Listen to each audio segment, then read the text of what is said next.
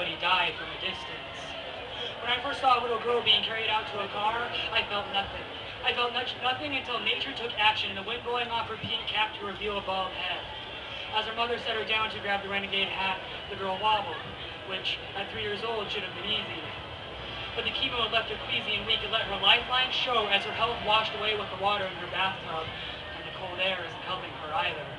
At 4 in the afternoon, she's ready to sleep until the next morning. That is, if she's lucky. That is, if she remembers to whisper to herself that tomorrow her eyelids will not be too heavy to lift. That is, if she remembers the 4 days of the week that she is strong enough to listen to her mother's cracked lips tell her the story of Peter Pan. And even though she may not understand the words, she will know what they mean. She will feel them. And if she lets herself drift away with the clouds that hang over her, then she will know to go to the second star to the right and straight on till morning. It's a funny feeling to watch somebody die from a distance. And it's not the cheap brand of cigarettes she smokes more than she breathes, but the cancer that's eating her only daughter. In the smoke, she can see the memories of when she was born. She can see the shape of a cross that she once held closer to her than her own heart. She can feel the dark day at a doctor's office that left her devastated, that made her let go of that golden crucifix and place it into a drawer that she lost somewhere between the hospital and the bathroom where she found herself drowning in an ocean of her own tears. She does not cry now, though. Instead, she stands like a weathered statue that only remains for those that need the hope it gives. You can see her pain in her chick smile. But for her daughter, she will hide it, the pain. For her daughter, her cheeks will stretch out with her arms and embrace her, knowing that she has still not found the second star to the right.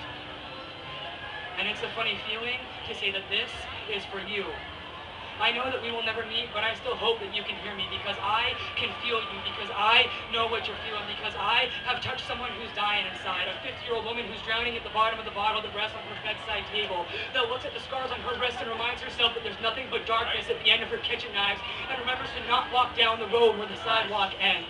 When she looks in the mirror, she sees a woman that knows you cannot give up, because you have someone that is living through you. And on the darkest days when your daughter cannot keep her little eyes open for her bedtime story, read it to her anyway. Tell her the stories of Wendy and the Lost Boys. I want you to tell her of Captain Hook and tell her of Peter Pan.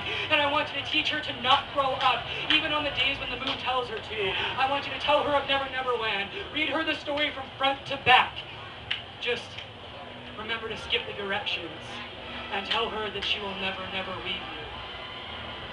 And on that day in March, when you walk out to your car alone, kept company by your baggage, and your daughter follows you 50 feet behind carrying a Tinkerbell backpack, I will know that it's a funny feeling to watch somebody live from a distance. Yeah.